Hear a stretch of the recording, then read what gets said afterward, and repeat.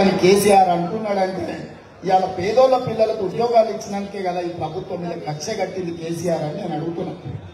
మేము తీసుకోలే, మా ఇంట్లో పంచుకోలే, మా ఇంటికే మూట కట్టుకోలే. పేదోళ్లకు 30,000 ఉద్యోగాలు 3 నెలల్లో ఇచ్చిన మాట వాస్తవం కాదా? 30,000 ఉద్యోగాల వివరాలు ఇస్తా. ఎవరైనా దమ్మున్నోడు ఉంటే చర్చకు రావాలి భువనగిరి సెంటర్లో. అదే విధంగా ఆడబిడ్డలకు మాట ఇచ్చినాం. అత్తగారింటికి పోవాలన్నా అప్పుడప్పుడు ఇంకైనా మీద అలిగితే అమ్మగారింటికి పోవాలన్నా బస్ కిరాయిలకు కష్టం.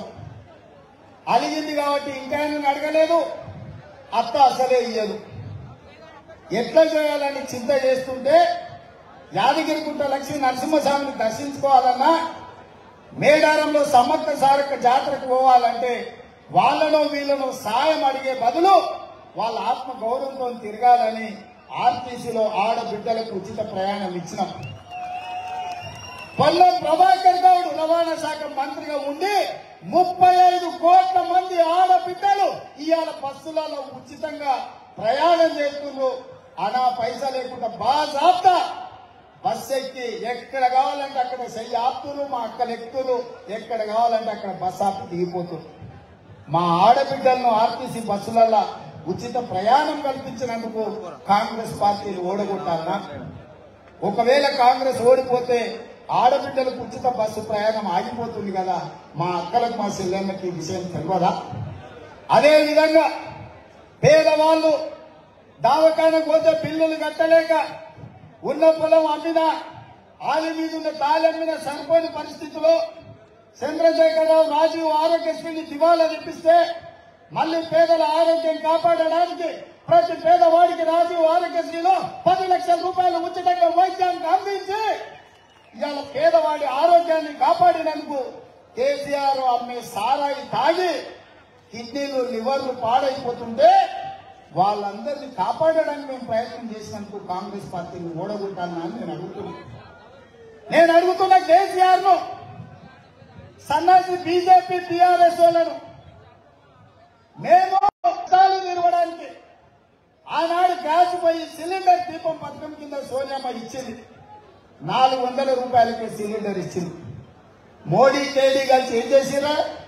1200 చేసిరు. ఏమక్క అవునా కదా? 1200 కాలే.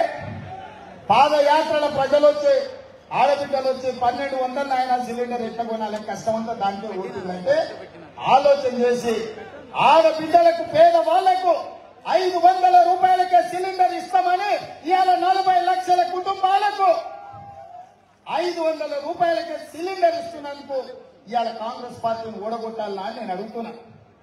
అదేవిధంగా డబల్ బెడ్రూమ్ ఇళ్ల పేరు మీద కథలుగా చెప్పి అల్లుడు వస్తే ఆడ ఉంటాడు, కొడుకు కోడలు ఉంటే ఆడమంటారు, గొర్రె పిల్ల మేక పిల్ల ఉంటే ఆడగట్టేస్తారు అని ఊరిచ్చిండు. ఆనా పిల్లంటారు కోట శ్రీనివాసరావు ఊరించినట్టు గగ్గముక్క ఆయన. ఎవరికైనా వచ్చినావా? మా సోదరులు అంటున్నా డబల్ బెడ్రూమ్ ఇల్లు వచ్చిందా? ఎవరికైనా ఇచ్చిందా? 10 ఏళ్ళను ఒక పేదోనికి డబల్ బెడ్రూమ్ ఇయ్యలే సన్నాసి. కానీ వచ్చిన ఎంబడే 4.5 లక్షల ఇందిరమ్మ ఇల్లు, ప్రతి ఇంటికి 5 లక్షల రూపాయలతో 22,500 కోట్ల రూపాయలతో పేదవాడికి ఇందిరమ్మ ఇల్లు ఇచ్చేందుకు ఇవాళ కాంగ్రెస్ పార్టీ నిర్ణయం తీసుకున్నది. పేదోడికి ఇల్లు కట్టించినందుకు కాంగ్రెస్ ను ఓడగొట్టాలని ఈ సన్నాసి అంటున్నాడని నేను అడుగుతున్నా. అదేవిధంగా మిత్రులారా, 5 పథకాలు ఆర్టీసీ బస్సు ఉచిత ప్రయాణం, రాజీవ్ ఆరోగ్యశ్రీ పథకం, 500 రూపాయలకే సిలిండర్, 200 యూనిట్లు ఉచితంగా పేదవాళ్లకు 0 బిల్లు, ఇవాళ ఉచిత కరెంటు, ఇందిరమ్మ ఇల్లు, 30,000 ఉద్యోగాలు, బీసీ జనాభా లెక్కలు, ఇన్ని పనులు 100 రోజుల్లో చేసినాం. 100 రోజుల్లో ఇన్ని పేదల కోసం సంక్షేమ పథకాలు. ఈ రోజు పేదవాళ్లను ఆదుకోవడానికి కాంగ్రెస్ ప్రయత్నం చేస్తుంటే కొత్తగా వచ్చిన ప్రభుత్వం 6 నెలలైనా సంసారం చక్కగా జరగని అని అంటారా? లేకపోతే పిల్లి శాపనార్థాలు పెట్టినట్టు ఇది కూలిపోతుంది, ఇది పడిపోతుంది అంటుందని అయ్యా జాగి రాయిదా మన ఫుల్ పార్టీలు అనుకుంటున్నాం. బిడ్డ కూలనికే పడనికే నాలుగులో తొండలిచ్చి కొట్టిపిస్తా మా నల్లగొండ సోదరులతో బిడ్డ నువ్వు అనుకుంటున్నావు. ఈడెవడు అల్లటప్పుడు లేడు. అవుతుంది బిడ్డ నీకు పెళ్లి మల్లమల్లకి నీకు మాట్లాడినావు అంటే. అందుకే ఇవాళ 10 ఏళ్ల నుంచి ఇక్కడ కేడీ ఉన్నాడు, అక్కడ మోడీ ఉన్నాడు. మోడీ మనకు ITIR కారిడార్ ఇవ్వలే. ఆనాడు సోనియమ్మ ఇస్తే రద్దు చేసిండు. మీ ఎయిమ్స్ హాస్పిటల్ 10 ఏళ్ల నుంచి ఇంకా గోడలక్కనే నిలబడ్డారు. ఎంకన్నా ఎంపీ అయినాక కొట్లాడి నిధులు తెస్తే ఇవాళ పనులు అవుతున్నాయి. పక్కనే వరంగల్లో రైల్వే కోచ్ ఫ్యాక్టరీ కాకెత్తుకపోయింది. బయ్యారం ఉక్కు కర్మాగారం గద్దెత్తుకపోయింది. ఇవాళ సిబులైట్ గాని పవర్ ప్రాజెక్టు గాని పాలమూరు రంగారెడ్డి ఎత్తిపోతల జాతీయ ప్రాజెక్టు గాని ఏవి నరేంద్ర మోడీ ఇయ్యలే. ఇయ్యకపోతే ఇయ్యపోయాడు పాడైనోడు. కానీ పార్లమెంట్ ఏమన్నాడా? కాంగ్రెస్ పార్టీ తెలంగాణ పార్లమెంట్ తలుపులు మూసిస్తుందా? తల్లిని చంపి బిడ్డను బతికించారు కాంగ్రెస్ వాళ్ళు, ఇంత దుర్మార్గం ఉంటుందా అన్నాడు. నేను అడుగుతున్నా ఇవాళ భారతీయ జనతా పార్టీ నాయకులను, బండి సంజయ్ని, కిషన్ రెడ్డిని, ధర్మపురి అరవింద్ను, ఇక్కడ ఉన్న బూరా నర్సయ్య గౌడ్ను, అయ్యా కాంగ్రెస్ పార్టీ ఆంధ్రప్రదేశ్ లో పార్టీ చచ్చిపోయి కేంద్రంలో అధికారం కోల్పోయి తెలంగాణలో ఎన్ని నష్టాలకు వచ్చి బరాబర్ పార్లమెంటు తలుపులు మూసి తెలంగాణ రాష్ట్రం ఇచ్చినాం. మా రాష్ట్రాన్ని అవమానించిన నువ్వు మా రాష్ట్రంలో ఓట్లు అడగనికి నీకు అర్హత ఉందా అని మోడీని అడుగుతున్నాను. మీరు ఒక్కసారి ఆలోచన చేయండి తెలంగాణ ఉద్యమకారులారా.